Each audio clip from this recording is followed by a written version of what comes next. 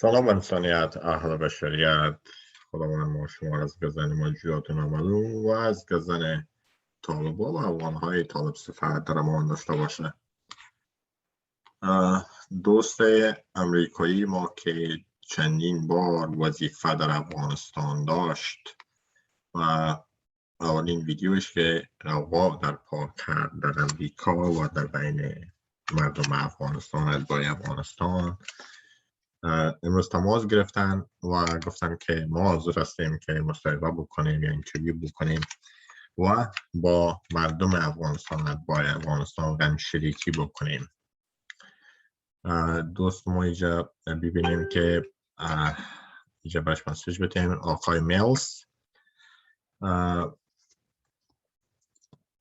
فعلا لایف هست و میخواه که صحبت بکنه و با شما صحبت بکنه و در دل بکنه. من برای شما اینجا پیام دادم که we are on it. خب گزارش هایی که از کابل رسیده از امشب، جنگ شدیدی در پنجشیر بود. آقای مالز شیر آمدن. Hey Miles, how are you? Can you hear me? Yeah. Yeah, how are you doing? I'm okay.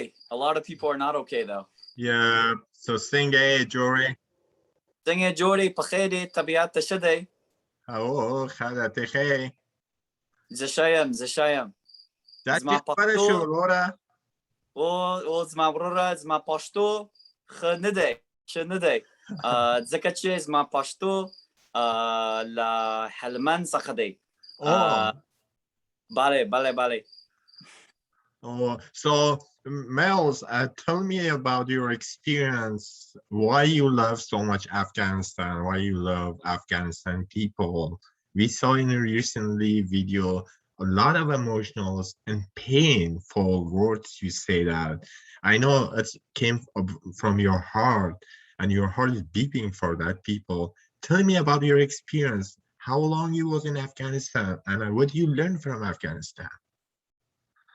For me, I was in Pa Helmand, Waliatki, or Pa Nawa, Walaswaleki in 2011. And then in 2013-14, I was a Marine with 1st Battalion, 9th Marines.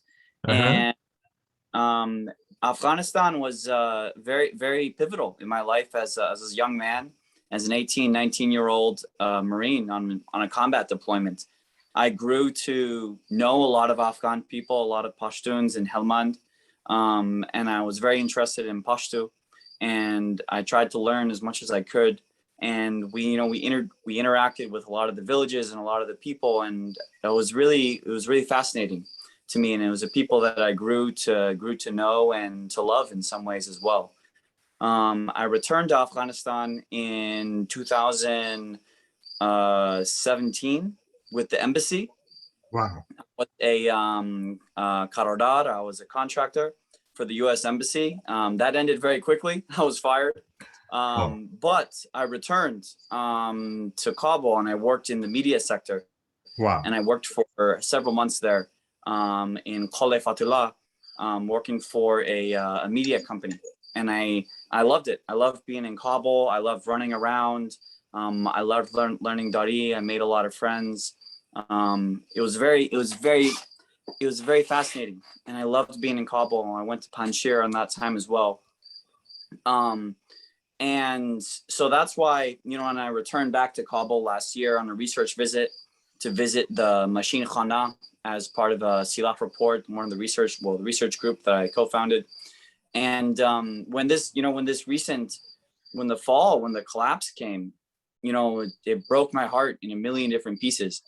And, it really hurt me because all my friends from Kabul and a lot of the Afghan network and a lot of the people I became really close friends with, it affected them. Their lives were devastated completely. So that's why I made this video, because I felt, powerless. I didn't know what else to do. There's nothing for me to do. So I thought I want to make a video and try to talk about, what we can do right now. And I got very emotional in the video And a lot of people, said maybe I'm like a crazy case, or I'm a mental case or something like that. And, I think I would like to say to those people, they just haven't met very many Marines in their life. So I know that I can understand you. I have been in Afghanistan for 12 years, embedded journalist and intelligence researcher, army researcher, as a soldier, American or Afghan soldiers. Whenever I saw that video, I told to my family that that's what I'm going through for this country. But unfortunately, the government got collapsed. So what's the reason of collapse? Why the government got collapsed? You went a lot of Afghanistan, you meet a lot of Afghan people. What was the reason why we got collapsed? 1 second. Well, I mean, it appears that this was not a military defeat. It appears that this was a behind the scenes deal making, deal brokering, a lot of facade that came to light. And it seems that, the cities, when they fell, it was like Herat, and then Lashkargah, Kandahar, and then Jalalabad and Mazar, and then Kabul, like boom, boom, boom, boom, boom. It's, that's not a military collapse. That's not a result of battles. That's obviously something more beyond the scenes. And the Milli Ordu, I mean, they tried their best, and they get a lot of criticism, but you're talking about a force that had all their air power taken away. They had all their assets taken away, and it was almost a shame because, it is a shame because from the American military perspective, we trained the Milli Ordu to be like us. We tried to clone a mini American army, and the fact of the matter is, this army that had to do with all these American tactics, using a heavy logistics train, air support, medical evacuation, lots of heavy forces, conventional forces. The government and the military behind it, the generals and stuff, they weren't supporting them the way they should have been supported. And you have a lot of units that fought until their last bullets, and then we can't fight anymore, so they just had to surrender. And so this is not indicative of a military defeat. This is indicative of a system that failed the soldiers at the front. Yeah. So as an American soldier, I know, and a soldier, we have a call: live for nothing, die for something, to bring freedom, justice. That's how Marine did in Kabul recently attacked, which we never ever forget their sacrifice. As a veteran and as a citizen of America, what we can do to save more humans from Afghanistan? Well, I think the U.S. government dropped the ball completely. The Biden administration did such a horrible job. It was so bad.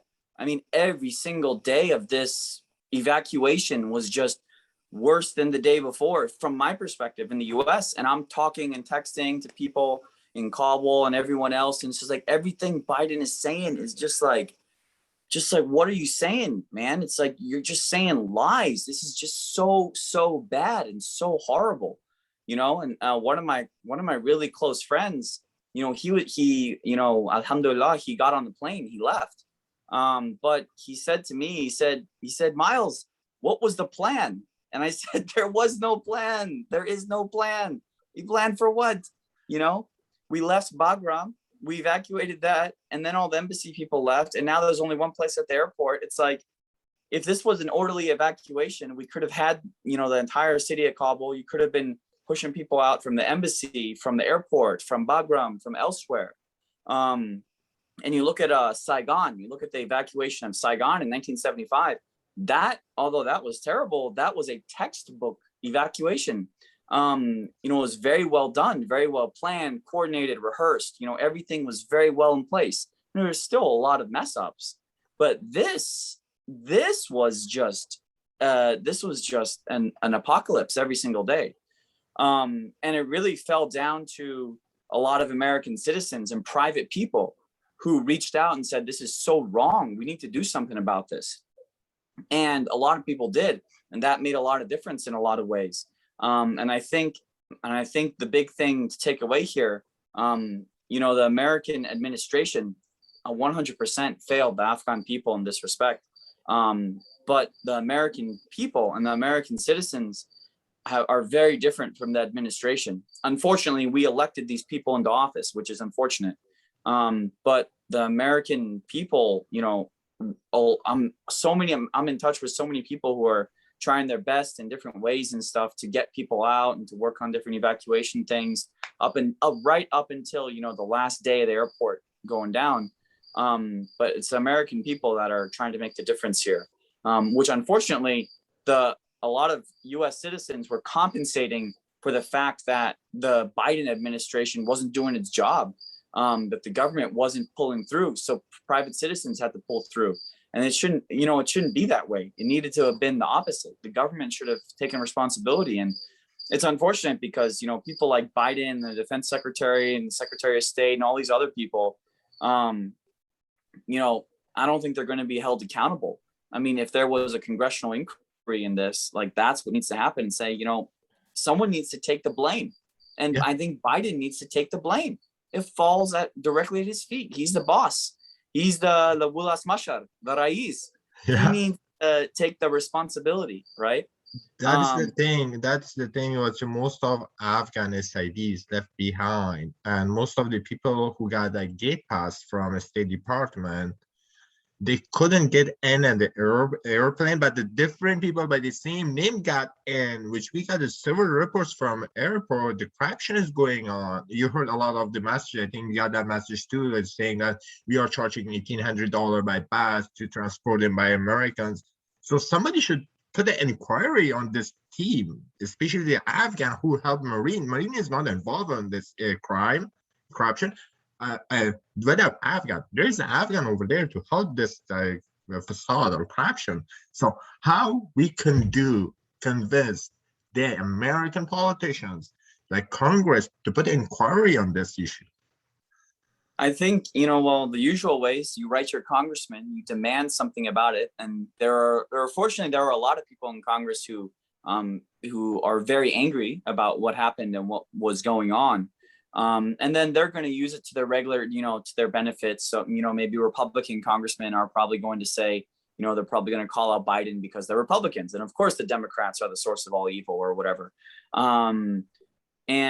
But it just has to be a grassroots effort to sort of form something in Congress, and say like we did, and now quote the words of the Marine Lieutenant Colonel Steve Strobel or something who got fired from the Marine Corps for this. And he said, everyone's saying like, oh, did we lose all those American lives in vain over the past 20 years?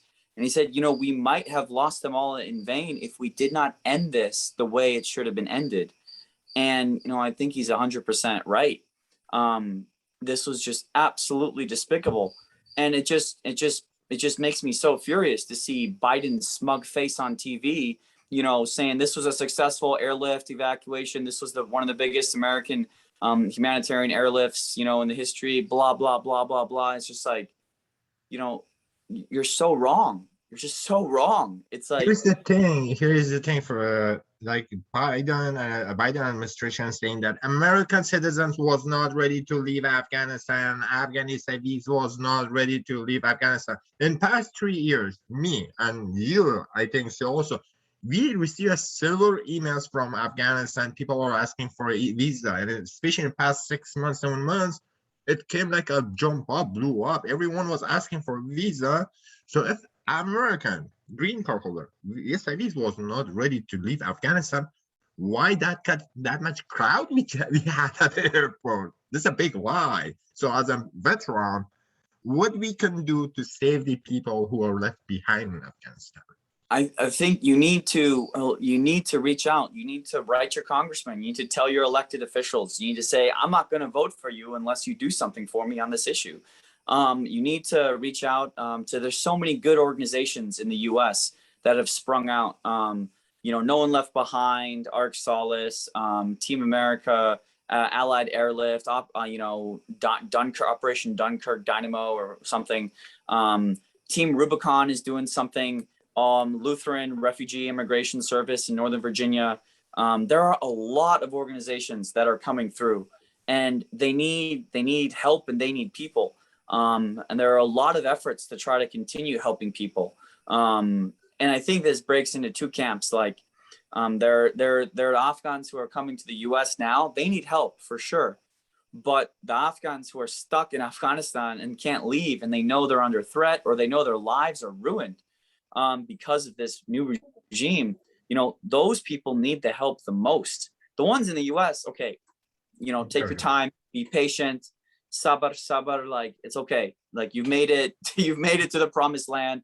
You know, things might not be the best. You might have a tough time with jobs and insurance and education and a lot of cultural stuff and all these kinds of things, and like racist people talking to you and stuff. Yeah, that sucks, but we need to work with the folks who are still trying to get out right now. They need the most help at this point in time. As a U.S. citizen and veteran, you've been in Afghanistan, you've been all over Afghanistan, you know the people, and you know how dangerous right now for Afghan citizens, for humans who work with our coalition forces. We can call them allies. What do you see the future of Afghanistan in these 6 months? What will be happening in 6 months in Afghanistan?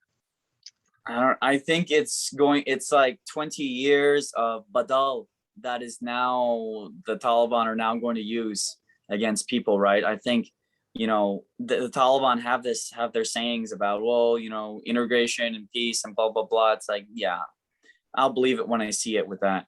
I think it's going to be extremely hard.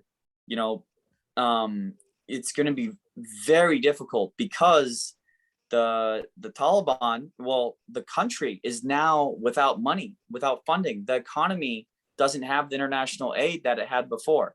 So you're going to, I think, you know, you're going to have two different camps in the Taliban. They're going to split. And well, actually, you know, more like four between like the Haqqani, the Badri, and etc. But you'll have part of the Taliban that says, you know, let's actually reform so we can try to get that international aid and everything. But they're probably not gonna make it. Then you're gonna have the other camp that's gonna say, screw that international aid. You know, we want to implement this, you know, severe form of Pashtunwali. We want to have our Salafist views. We want to do all these things that we've been wanting to do for the past 20 years. It's like we've fought and died, and all our martyrs have died for the past 20 years to get to this point. If we go to this, you know, reformist kind of thing, that would be play nice with the rest of the world, so to speak. You know, the majority of the leadership the leadership and rank and file is going to be like, wait, what? We didn't fight 20 years to end up with a Taliban version of the previous Islamic Republic. So we'll see. And then because you also have, ISIS Khorasan and Daesh, who that camp is trying to recruit from the Taliban and you're going to be looking at them and going to be saying, hey, look, like, you know, you wanted an Islamic state, you wanted a return to the Prophet's time. It's like, you wanted that. Look, you're not getting it.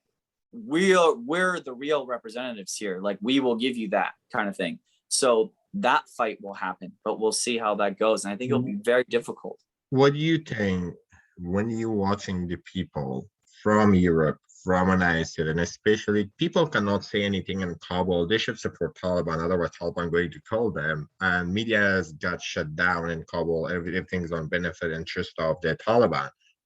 Mm-hmm. How we feel if you see someone from Europe or United States supporting Taliban and doing propaganda in benefit and best interest of the Taliban? As a U.S. citizen, what do you feel about that guy? I mean, I don't know why that guy would be doing it. I mean, I don't know to what end. You know, like, I don't know. If someone feels that strongly, maybe you should buy a ticket to Kabul, and maybe you should no, don't go to Kabul. In fact, find a random village in Nangarhar or in Khost and live there. Good, go. You know, if you support the Taliban that much, go live in a small rural village somewhere where Pashtunwali and these Salafist views are, you know, the name of the day, the name of the game every single day. If you support them that much, do it. Leave. I don't know. So as a veteran, if we decide to create another group against Taliban, the other group of fighters of freedoms, would you be ready to go join them and fight against Taliban and bring peace in Afghanistan? I don't know. That's a very difficult question.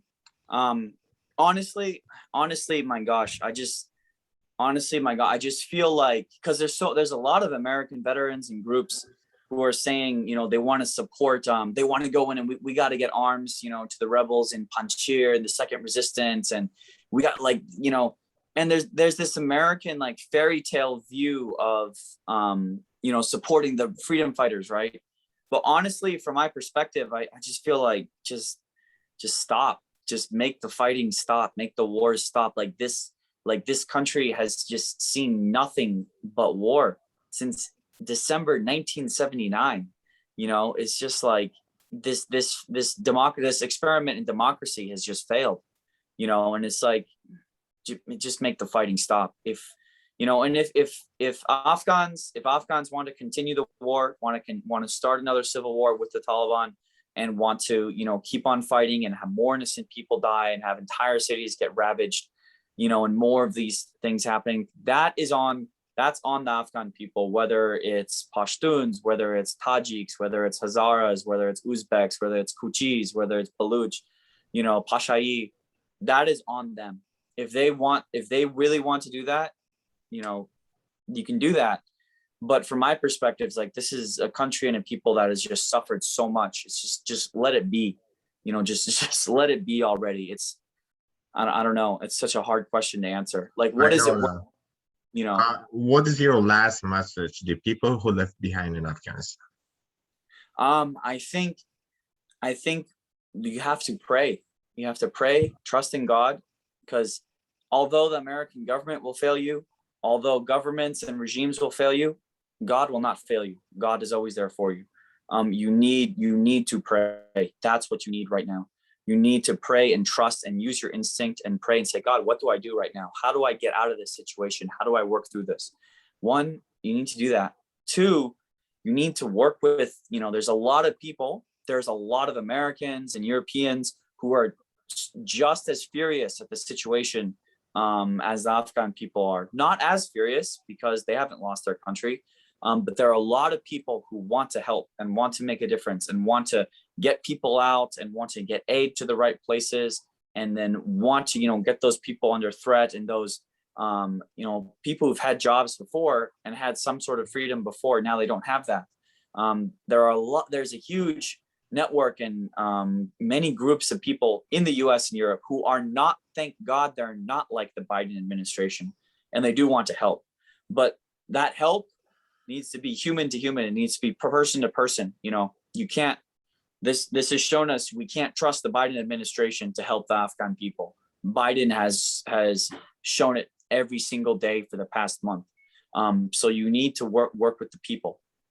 Thank you so much. Thank you. I know all the Afghans have eyes on us. All Afghans and citizens and humans have eyes on us. But we do our best. And thank you so much for your love and belief in Afghanistan. Like, as a journalist, I cannot stop my emotions. Like, sometimes I'm getting so much angry and hit the wall when the people are not accepting the words, the realities. But that's how we should deal. We have we can say that we have disease now, but we don't have treatment for that. Thank you so much for your interview, and Afghan people will really appreciate for your words and you standing with Afghanistan people and Afghanistan citizens. Thank you so much. I will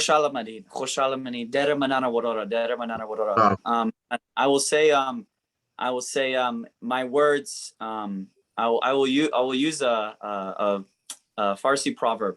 I will say my words are not great. It is your ears that are great for listening to me. Yeah, thank you so much. Okay. Thank you.